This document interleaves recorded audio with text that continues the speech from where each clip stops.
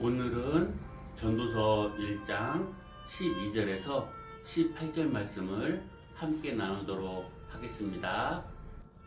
나 전도자는 예루살렘에서 이스라엘 왕이 되어 마음을 다하며 지혜를 써서 하늘 아래에서 행하는 모든 일을 연구하며 살핀즉 이는 괴로운 것이니 하나님이 인생들에게 주사 수고하게 하신 것이라.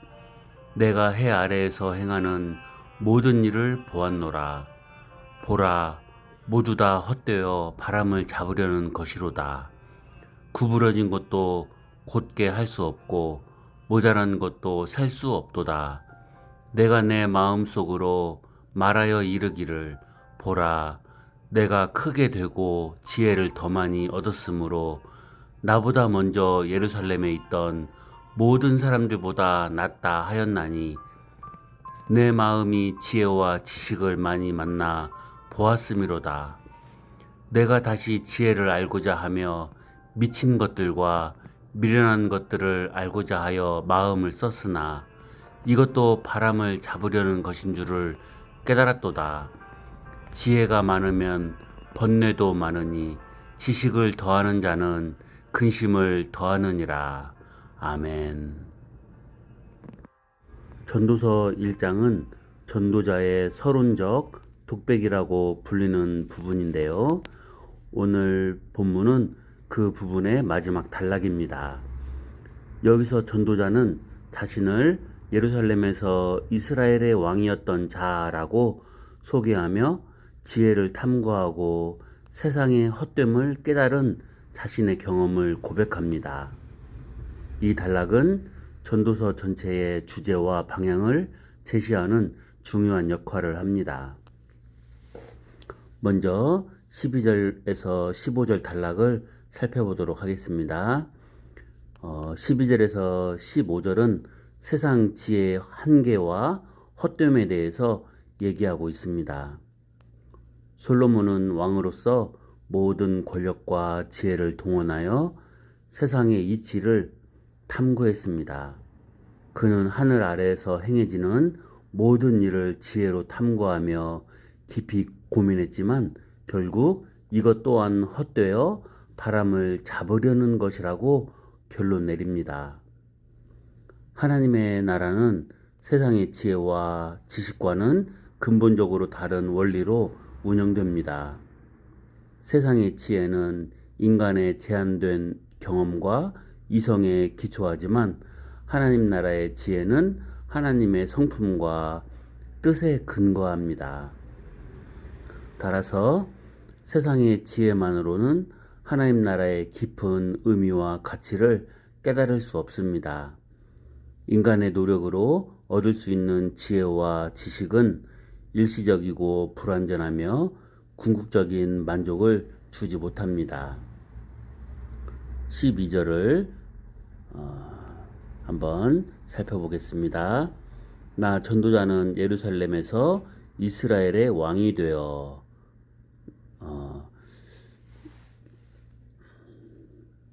전도자가 자신을 이스라엘의 왕이었다고 밝히는 것은 단순히 개인적인 이력을 소개하는 것을 넘어섭니다. 예루살렘은 하나님의 성전이 있는 언약 백성의 중심지이며 이스라엘의 왕은 하나님께서 세우신 다윗 왕조의 계승자로서 하나님의 통치를 대리하는 중요한 위치입니다. 이러한 배경을 가진 전도자의 탄식은 개인적인 좌절을 넘어 하나님의 언약 백성 전체의 삶과 세상의 현실에 대한 깊은 성찰을 담고 있습니다. 13절에 마음을 다하며 지혜를 써서 하늘 아래에서 행하는 모든 일을 궁구하며 살핀즉 이는 괴로운 것이니 하나님이 인생들에게 주사 수고하게 하신 것이라.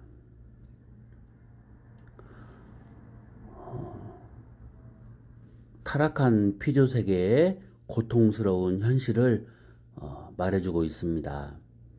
전도자는 마음을 다하며 지혜를 써서 세상의 모든 일을 철저하게 탐구했습니다. 이는 인간의 이성과 지혜의 한계를 시험하는 행위로 볼 수 있습니다.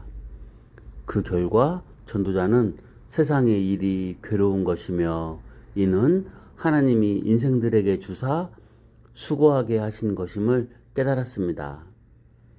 여기서 괴로움은 단순한 고통을 넘어 헛됨, 무익함, 좌절감을 내포하는 단어입니다.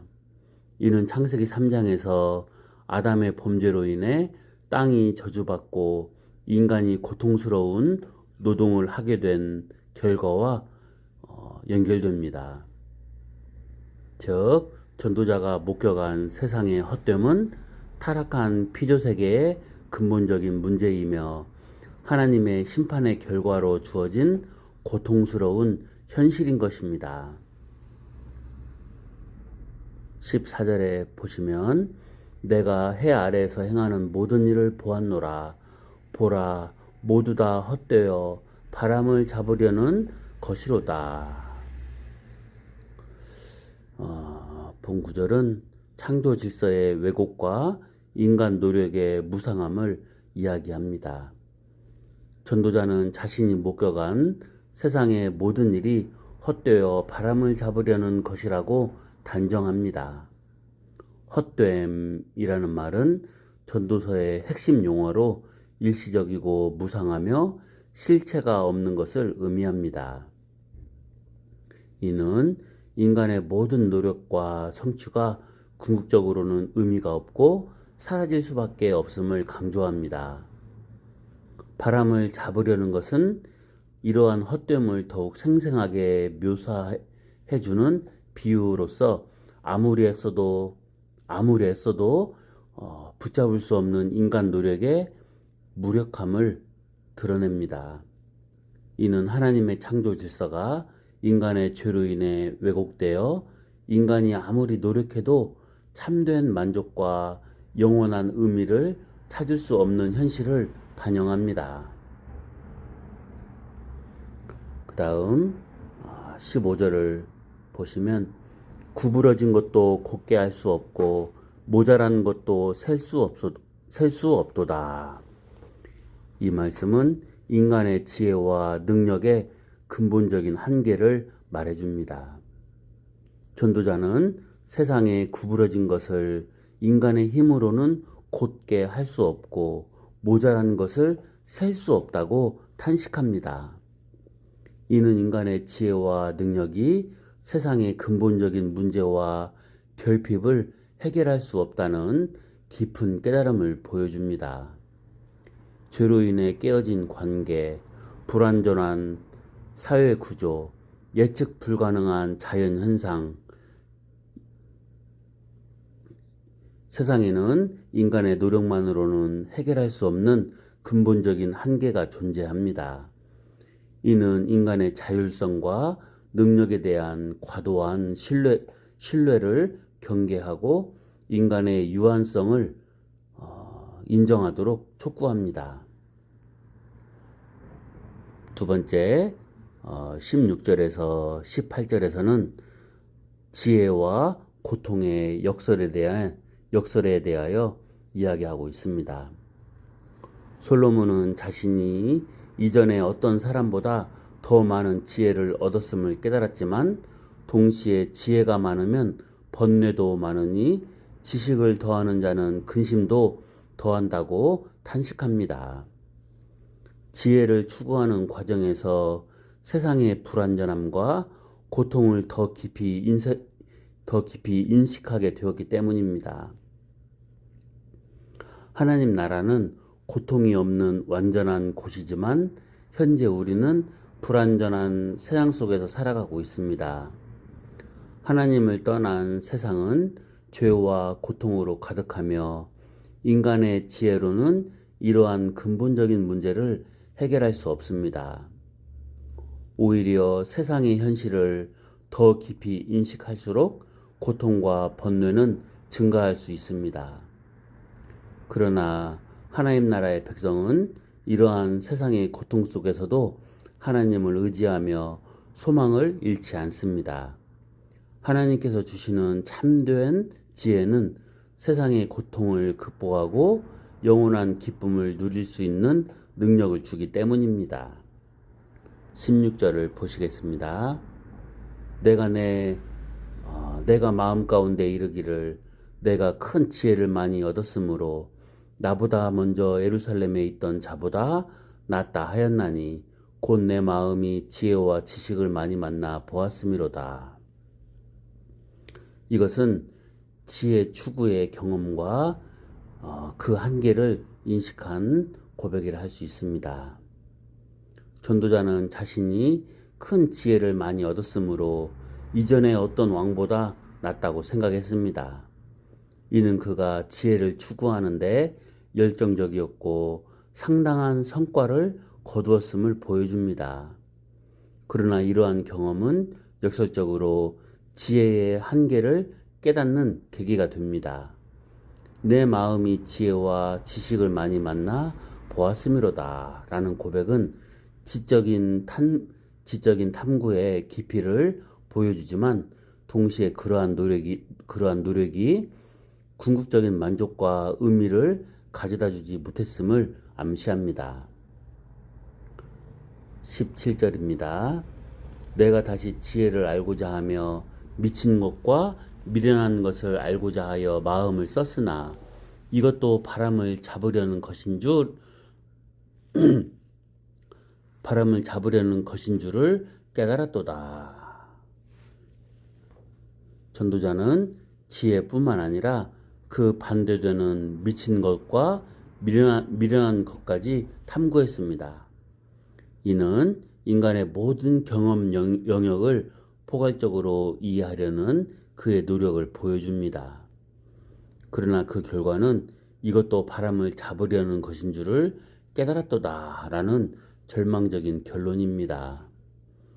지혜를 통해 의미를 찾으려는 시도뿐만 아니라 어리석음을 통해 삶의 다른 측면을 이해하려는 시도조차 헛되다는 이런 깨달음은 인간 스스로의 노력으로는 세상의 헛됨을 극복할 수 없음을 강조합니다.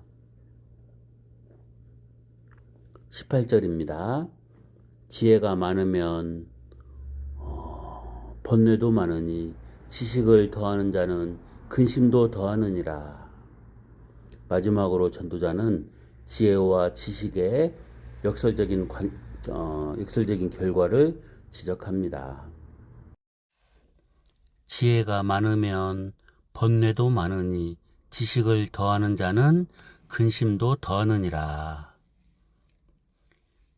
그의 통찰은 인간의 지적인 추구가 반드시 행복과 만족으로 이어지는 것은 아님을 보여줍니다. 오히려 더 많은 지식은 세상의 불완전함과 모순을 더 깊이 인식하게 하여 고통과 번뇌를 증가시킬 수 있습니다. 이는 인간의 지혜가 근본적인 해답을 제시하지 못하고 오히려 인간을 더욱 깊은 절망으로 이끌 수 있음을 경고합니다. 오늘 본문 전도서 1장 12절에서 18절의 핵심적인 주제들을 살펴보도록 하겠습니다. 타락의 결과. 전도자가 경험한 세상의 헛됨과 고통은 아담의 타락으로 인해 깨어진 하나님의 창조 질서의 결과입니다. 죄는 인간과 피조세계 모두에게 깊은 영향을 미쳤으며 인간은 스스로의 힘으로는 이러한 근본적인 문제를 해결할 수 없습니다. 세상의 헛됨과 고통은 인간의 죄로 인해 타락한 세상의 현실을 반영합니다. 창조 질서가 깨어지고 죽음이 찾아온 이후 인간은 헛된 수고와 고통 속에서 살아가게 되었습니다. 이는 인간의 근본적인 문제가 죄에 있으며 죄의 문제를 해결하는 구속이 필요함을 시사합니다. 솔로몬이 지혜를 추구하는 과정에서 겪는 번뇌와 고통은 인간 스스로의 한계를 깨닫고 구원의 필요성을 느끼게 합니다. 하나님은 때로 고난을 통해 인간의 교만을 꺾으시고 자신을 의지하도록 이끄십니다. 두 번째, 인간 지혜의 한계입니다. 전도자의 철저한 지혜 탐구는 인간의 이성과 지혜의 한계를 분명히 보여줍니다. 아무리 뛰어난 지혜라도 세상의 헛됨을 극복하고 참된 의미와 만족을 찾을 수 없습니다. 이는 인간의 자율성과 능력을 과신하는 태도에 대한 경고입니다. 솔로몬은 뛰어난 지혜를 가지고 세상의 이치를 탐구했지만 결국 세상의 모든 것이 헛되고 바람을 잡는 것과 같다는 결론에 도달합니다. 이는 인간의 지혜와 노력만으로는 세상의 근본적인 문제와 고통을 해결할 수 없음을 보여줍니다. 인간 스스로의 힘으로는 구원에 이를 수 없다는 사실을 깨닫게 합니다. 세 번째로 하나님의 주권입니다. 세상의 모든 일이 하나님의 섭리 아래 있다는 전도자의 인식은 하나님의 주권을 강조합니다. 인간의 노력과 지혜는 하나님의 계획 안에서 제한적인 의미를 가질 뿐입니다. 네 번째, 구원의 필요성입니다. 세상의 헛됨과 인간 노력의 무력함에 대한 전도자의 깊은 탄식은 인간 스스로는 구원받을 수 없다는 사실을 암시합니다. 참된 의미와 만족은 인간의 노력이 아닌 하나님으로부터 오는 은혜를 통해서만 발견할 수 있습니다. 솔로몬은 세상의 지혜가 헛됨을 깨닫고 참된 지혜를 갈망하게 됩니다. 구속사적인 의미를 볼 때 참된 지혜는 하나님을 경외하고 그분의 말씀을 따르는 데서 비롯됩니다. 예수 그리스도는 하나님의 지혜이시며 그분을 통해 우리는 참된 지혜와 영생을 얻을 수 있습니다. 오늘 본문은 타락한 세상의 현실과 인간 지혜의 한계를 날카롭게 지적하며 인간 스스로는 참된 만족과 의미를 찾을 수 없다는 절망적인 상황을 드러냅니다. 이는 독자들에게 인간의 유한성을 인정하고 영원한 가치와 참된 지혜의 근원이신 하나님을 바라보도록 촉구하는 서론적인 외침이라고 할 수 있습니다.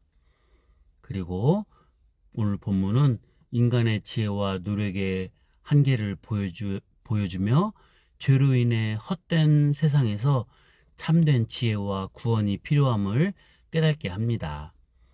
이는 예수 그리스도를 통해 주어지는 구속의 은혜를 소망하도록 인도하는 교훈을 담고 있습니다. 세상의 지혜와 지식은 그 자체로는 가치가 있지만 하나님 나라의 진리를 깨닫는 데에는 한계가 있습니다. 인간의 노력으로 얻을 수 있는 세상적인 성취는 궁극적인 만족을 주지 못하며 오히려 고통과 번뇌를 가져올 수 있습니다.